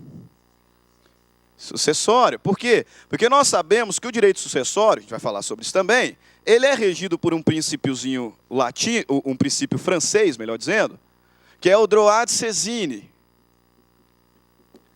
Droit de sésine, que estabelece que no exato momento da morte abre a sucessão. E a consequência da abertura da sucessão é a transmissão da propriedade da herança aos herdeiros. Então eu preciso saber quem morreu primeiro. Por isso que o legislador me diz o seguinte: se não é possível identificar a ordem dos falecimentos, a presunção é de que morreram no mesmo instante. Para quê? Para frustrar a sesine. Porque eu tenho que morreu, abriu sucessão, transmite propriedade. Se eu coloco que eles morreram no mesmo segundo, um não chegou a herdar do outro, que é a grande consequência da comoriência. Os comorientes não herdam reciprocamente. Os comorientes não herdam reciprocamente. Então, já que o colega citou o exemplo do avião que caiu, né? Imagino lá aquela situação da Chapecoense. O filho do Caio Júnior quase que foi com eles, né? Na época, falaram que o filho do Caio Júnior, que era o técnico, só não embarcou porque ele esqueceu o passaporte. Porque até a passagem estava comprada. Esqueceu o passaporte. É só imaginar, não era o caso, mas que o Caio Júnior era separado da esposa dele, divorciado, para ser mais preciso. Então, era divorciado da esposa. E ele tinha 2 filhos com essa esposa.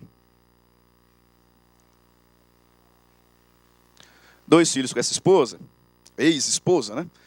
Verdade? 2 filhos. Um tinha 12 anos, o outro tinha 10, tá?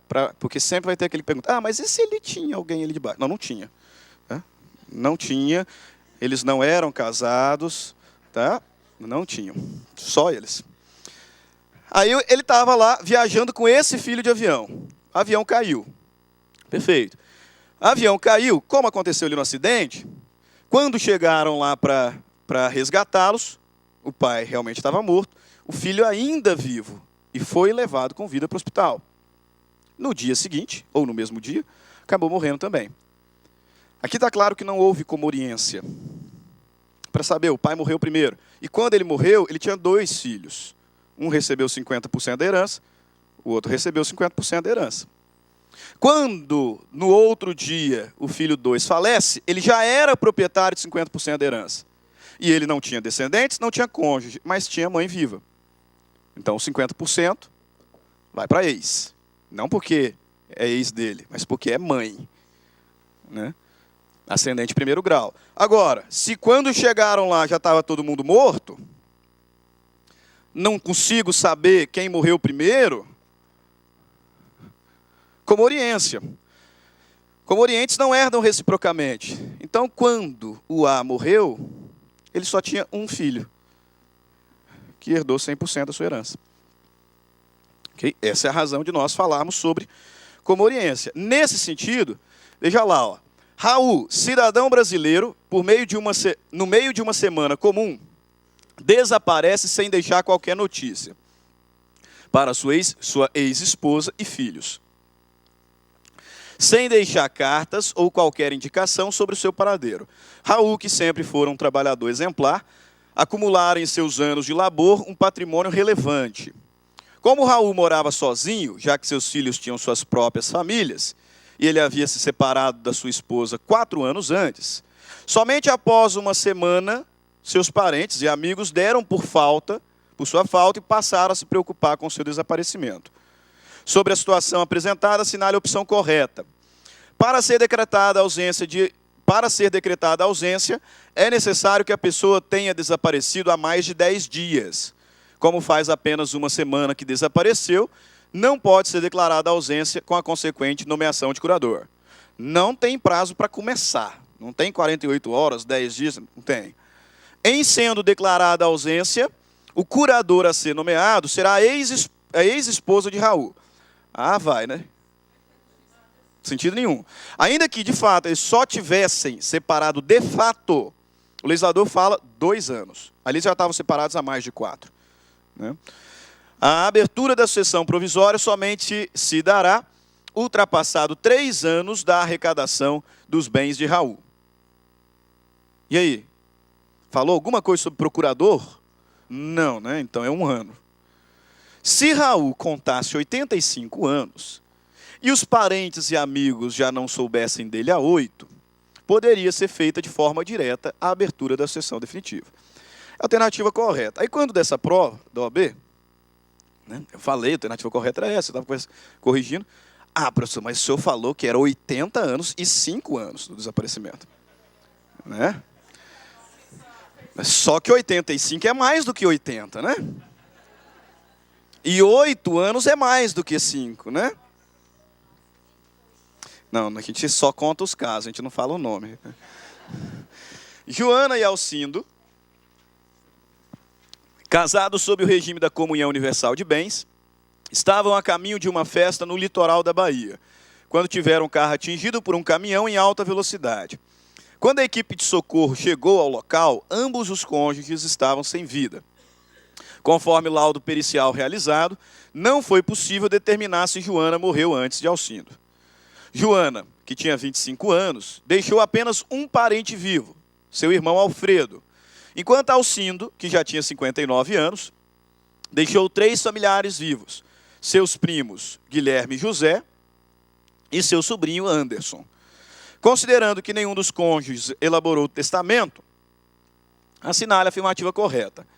Tendo em vista a morte simultânea dos cônjuges, Alfredo receberá integralmente os bens de Joana. E a herança de Alcindo será dividida em partes iguais entre seus herdeiros necessários, Guilherme, José e Anderson. Verdadeiro ou falso? Falso. Primeiro, porque ninguém ali é herdeiro necessário. Todos ali são colaterais. Colaterais são herdeiros facultativos. Segundo, porque sobrinho tem preferência a primo, né?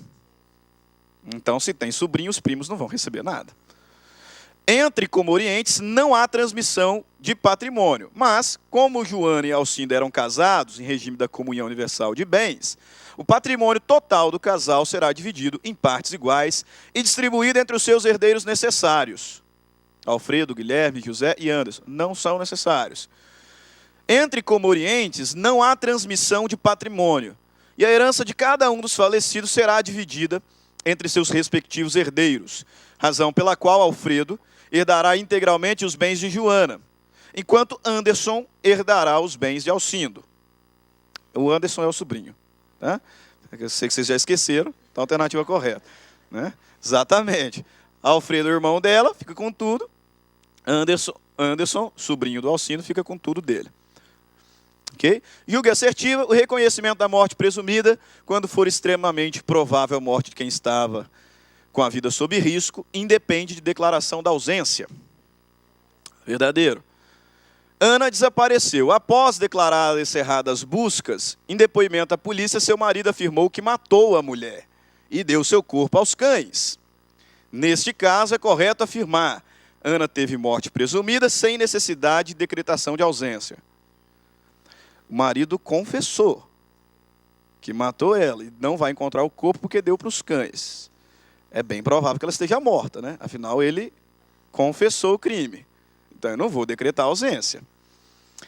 Em grave acidente aéreo, Túlio desapareceu nos escombros, sendo que, após o encerramento das buscas, seu corpo não foi encontrado. Bia, sua única filha e herdeira legítima, poderá requerer ao juiz a declaração de ausência do pai, o reconhecimento da comoriência do pai, o reconhecimento da comutação do pai, a declaração da morte presumida do pai. Declaração da morte. Né? Não preciso declarar ausência, porque em grave acidente aéreo. É extremamente provável que esteja morto. A declaração de ausência é condição eficiente ao recebimento da indenização de seguro de vida da pessoa desaparecida. Ah, você não falou disso. Tá? Errado. Veja bem, a morte é condição para o recebimento da indenização securitária. Então já tem recursos especiais vários ali no sentido de que se a morte for presumida com decretação de ausência, beneficiário, você vai ter que esperar pelo menos 11 anos. Porque a decretação da ausência não será suficiente para receber o benefício securitário. E sim a decretação da morte, respeitando as fases. Como eu sei que vai demorar pelo menos 11 anos, né, é o tempo para receber o seguro. Tá? Errado, e aí é uma questão jurisprudencial. Essa aqui, questão interessantíssima, caiu na magistratura do Rio Grande do Sul. Quem me tem no Instagram, eu já até postei uma vez essa questão aqui.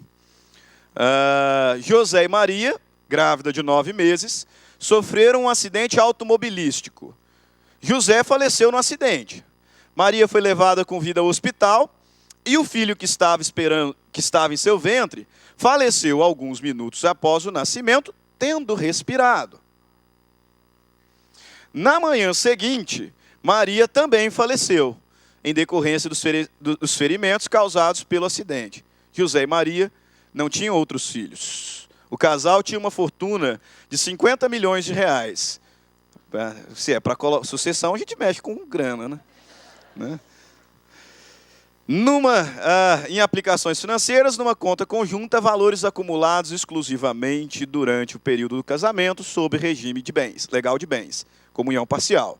Os pais de José, Josefa e João, e os pais de Maria, Ana e Paulo, ingressaram em juízo, postulando seus direitos hereditários. Assinale a alternativa correta.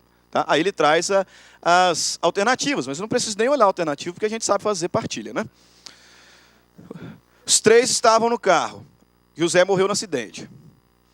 Maria foi levada com vida para o hospital. O bebê nasceu com vida.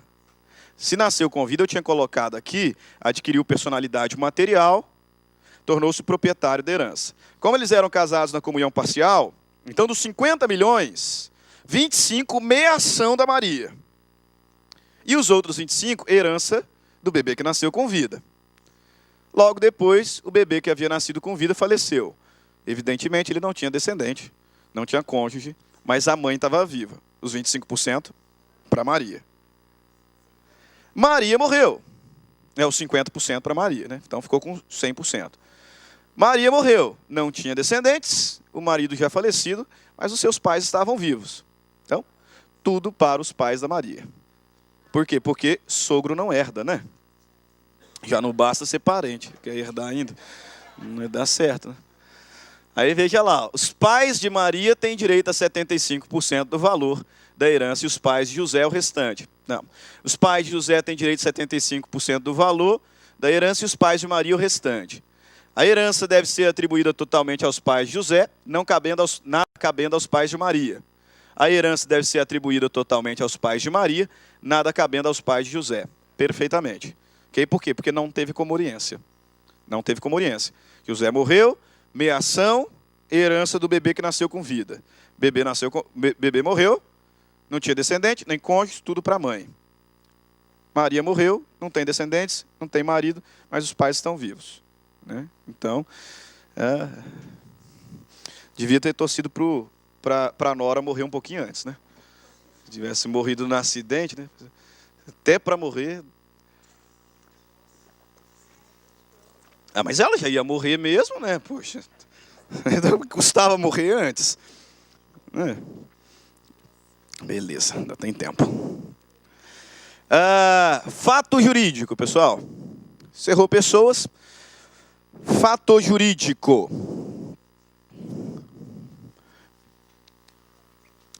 Primeiro, o que é fato jurídico? Fato jurídico, todas as doutrinas vão nos dizer, é o acontecimento relevante para o direito. Fato jurídico é todo acontecimento relevante para o direito. Costumo dizer que esse conceito não explica nada, né? Porque fato, sinônimo de acontecimento, e se é jurídico, me remete para direito, né? Então, dizer que fato jurídico é todo acontecimento relevante para o direito não explica muita coisa. Eu preciso saber o que faz de um acontecimento relevante para o direito. A sua aptidão para criar, modificar, conservar, transmitir ou extinguir direitos.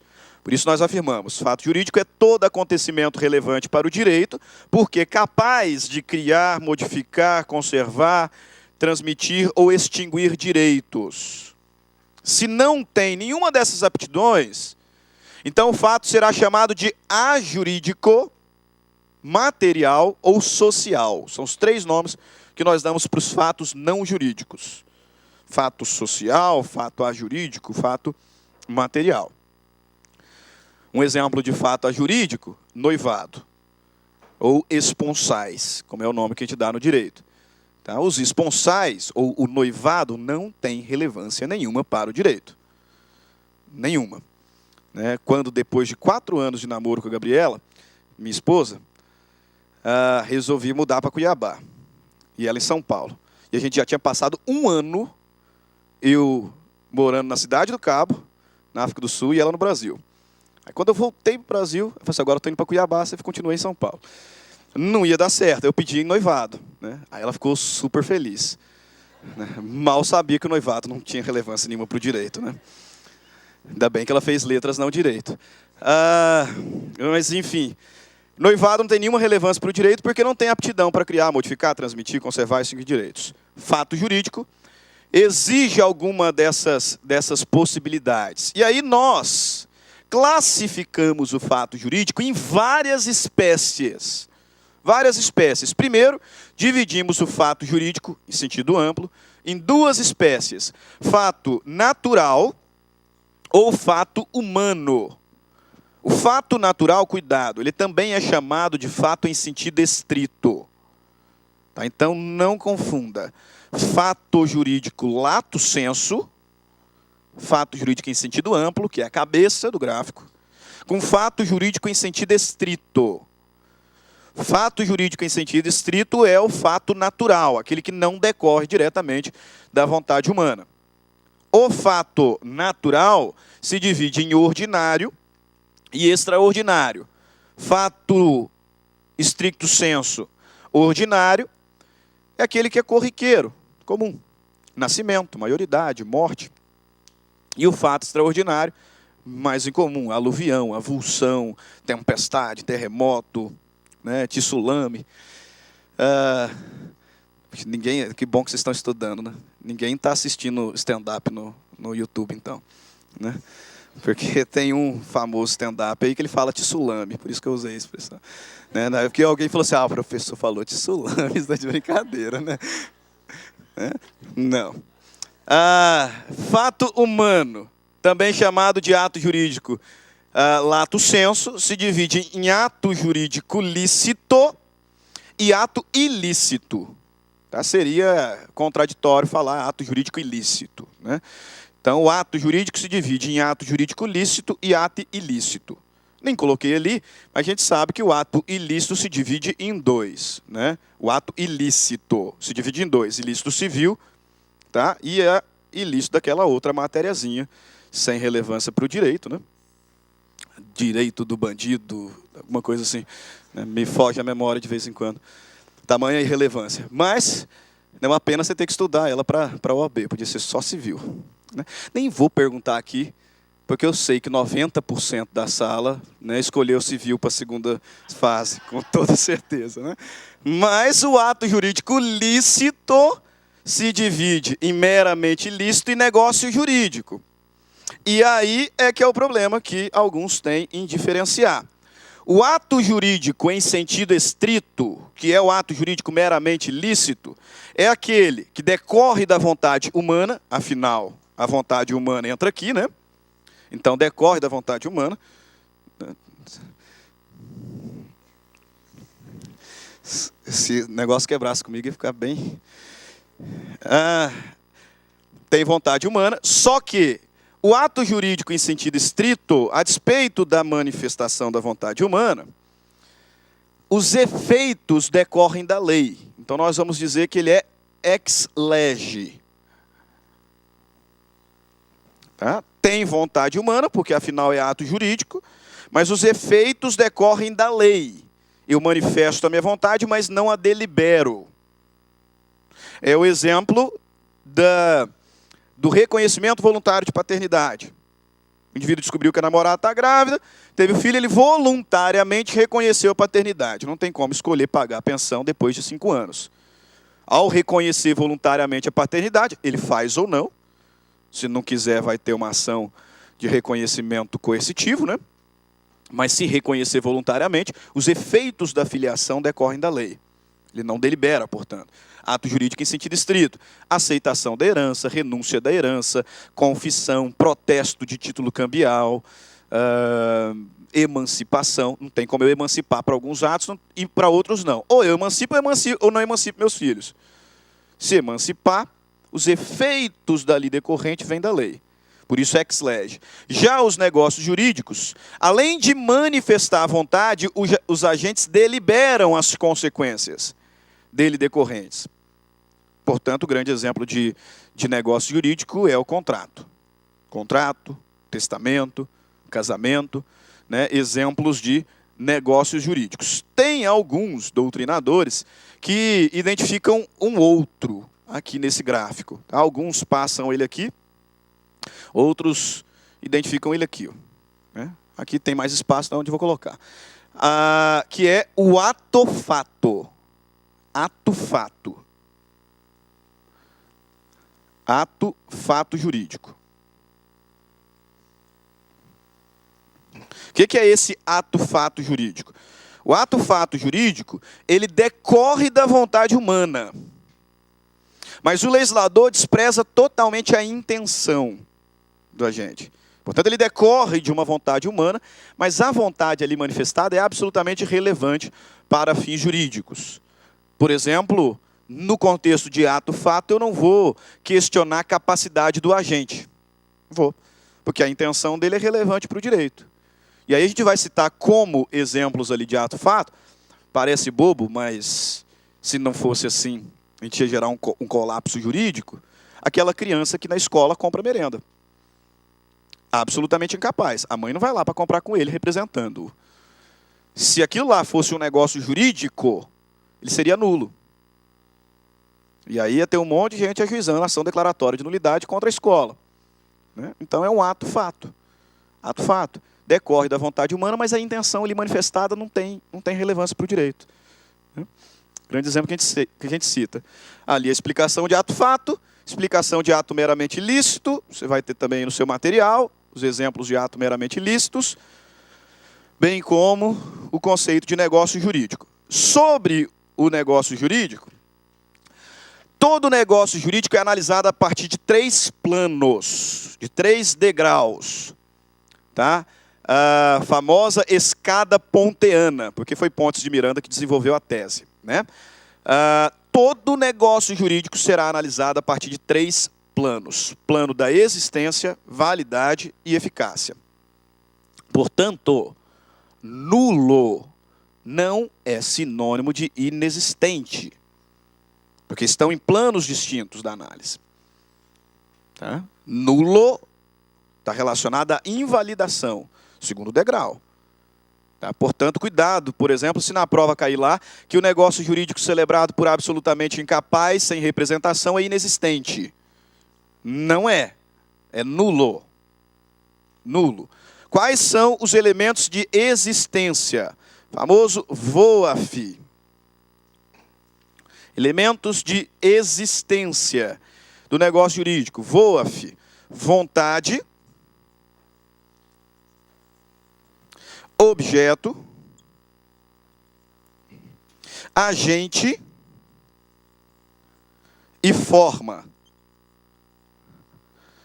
VOAF, vontade, objeto, agente e forma. Aí foi assim que eu decorei, né? Tem gente que coloca favo, também pode, né? Tá no mesmo.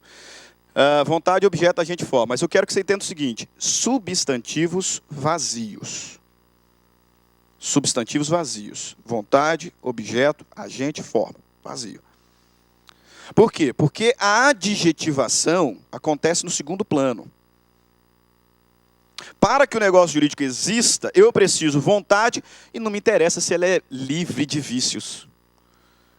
Para que o negócio exista, eu preciso do agente e não me interessa se ele é capaz ou não. Da mesma forma, preciso do objeto, não me interessa se é lícito, possível, determinado, determinável. Faz diferença. E preciso de forma. Prescrito ou não, não interessa.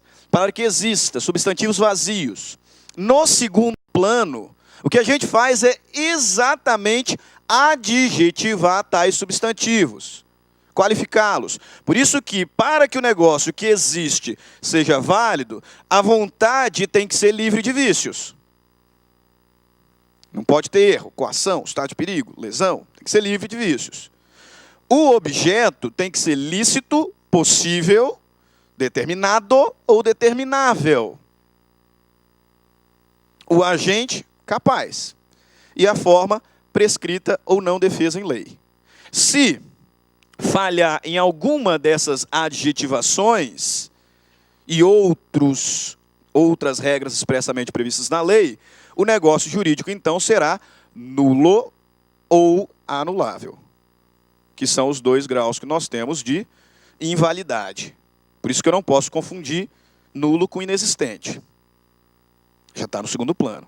Aí o que acontece é que, existindo o negócio, E sendo ele válido, normalmente ou naturalmente, esse negócio vai produzir seus efeitos, porque em regra os negócios jurídicos são simples.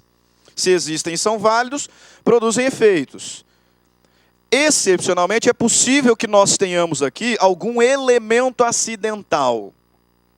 Elemento acidental. Bem aqui, ó.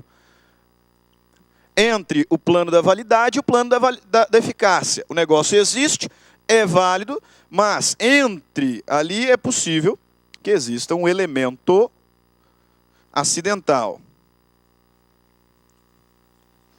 Quais são os 3 elementos acidentais do negócio? Jogo rápido, qual é o tempo? Falta um. Encargo. Perfeito. Condição.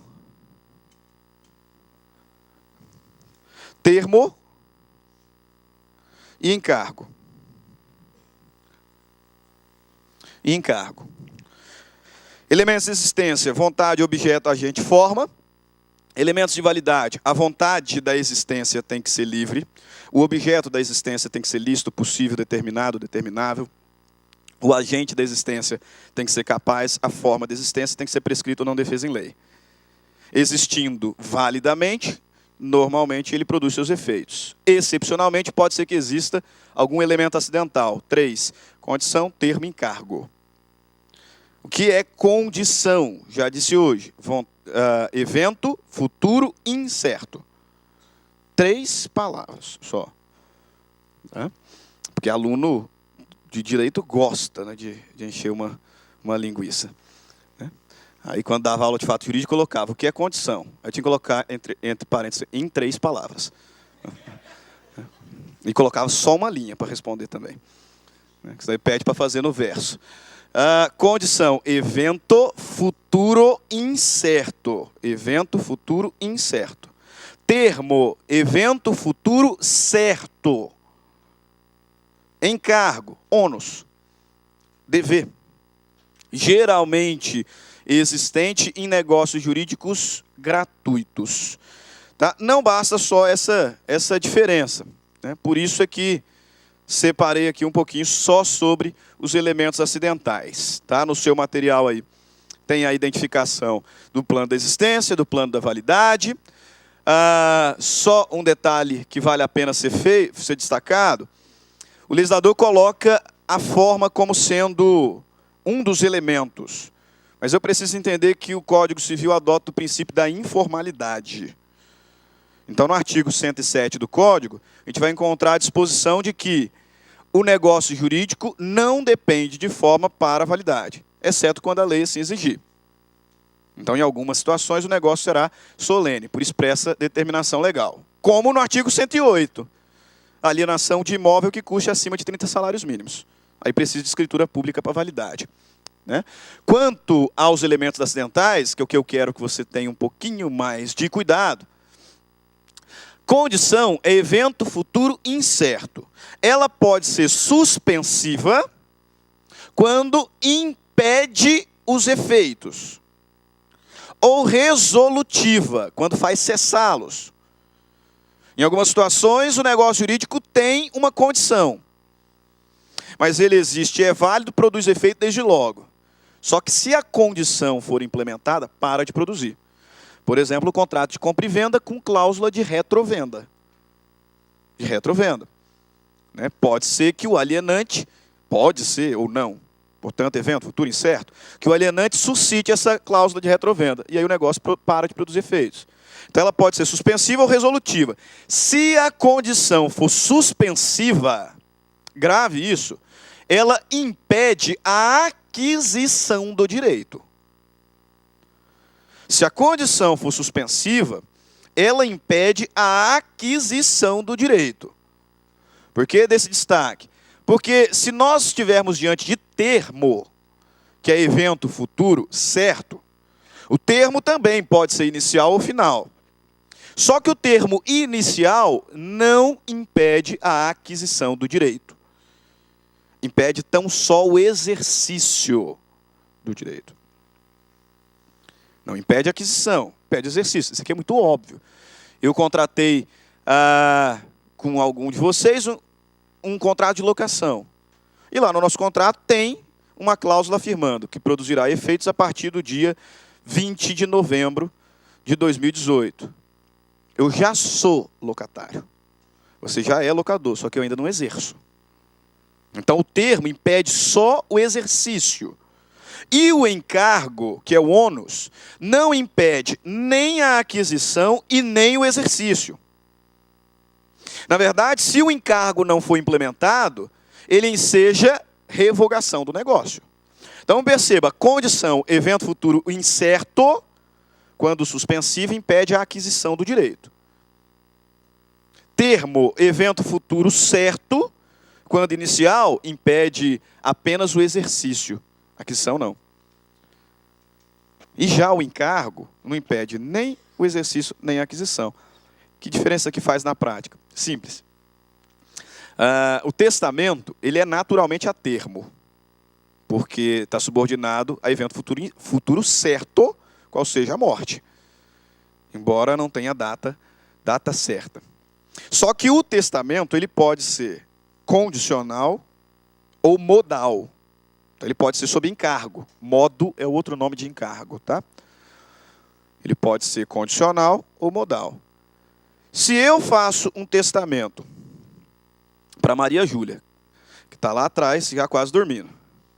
Você acha que eu não estou vendo, né? Sob condição, o testamento ele já é naturalmente a termo, porque eu tenho que morrer para ele produzir efeitos. Então, ocorreu o evento futuro certo, morri. Maria Júlia ainda estava viva, só que o recebimento da herança que deixei para ela, ou do legado que deixei para ela, está subordinado a uma condição, o evento futuro incerto, qual seja ser aprovada num concurso de magistratura. Eu tenho certeza que vai acontecer em algum momento, mas não tinha acontecido ainda. Se ela falecer depois de mim, é óbvio, antes de implementada a condição, ela não se tornou minha herdeira. Ela não adquiriu o direito. Então eu deixei para ela via testamento 25% do meu patrimônio, faleci, ela ainda não tinha sido aprovada no concurso da magistratura, continuou tentando, infelizmente, antes de ser aprovada, morreu. Os 25% que estavam reservados para ela não foram adquiridos. Portanto, eles voltam para mim e são distribuídos entre os meus herdeiros legítimos. Por quê? Porque a condição suspensiva impede a aquisição. Agora, se eu tivesse deixado um testamento modal, ou seja, deixei ele um testamento para ela, 25% do meu patrimônio, com o encargo de cuidar do Tobias, que é o meu cachorro. Eu não posso deixar para o Tobias, então eu deixei para ela, com o encargo de cuidar do Tobias. Se ela falecer, ela já era proprietária. Porque não impede nem a aquisição e nem o exercício. Então, a herança vai para os herdeiros legítimos dela, bem como o encargo de cuidar do Tobias. Mesmo que ainda não tivesse realizado o encargo, deixei um terreno para ela com o encargo de ali construir uma creche. Faleci, ela ainda viva, antes de construir a creche ela morre. Ela já era proprietária do terreno. Já era. Porque o encargo não impede a aquisição. Então passa para os herdeiros dela, inclusive com o encargo de construir ali a creche. Exato, acompanha. Se a creche não for construída, enseja revogação. Revogação. Ok? Então, detalhe importantíssimo sobre condição, que você vai verificar no Código Civil quando estiver lendo o material que eu produzi para você. Olha lá, ó. Condição, subordina os efeitos do negócio a evento futuro incerto, pode ser suspensiva ou resolutiva. Quando suspensiva, impede a aquisição e o exercício. Termo, evento futuro certo, pode ser inicial, final. O termo não impede a aquisição, mas impede o exercício. Encargo, ônus, naturalmente posto em negócios jurídicos gratuitos. Não vou falar em inicial e final, vai fazer diferença. O encargo não impede nem a aquisição e nem o exercício do direito. Ok? Perfeito. Com relação à validade, se o negócio jurídico existente tiver algum problema no segundo degrau, no segundo plano, ele será nulo ou anulável. Artigo 166 do Código Civil, que você vai ler com muita atenção na sua casa, vai nos trazer as hipóteses de nulidade. Nulidade absoluta. Artigo 166. Artigo 171 vai trazer as hipóteses de anulabilidade. Tá tudo no seu material e não deixe de ler o texto da lei, tem que ler. Artigo 166, nulidade absoluta. Artigo 171, anulabilidade. Tá? Cuidado, porque a anulabilidade, ela também é chamada de nulidade relativa. Então, cuidado com esse termo. Tá? Se falar só nulidade, falando da nulidade absoluta.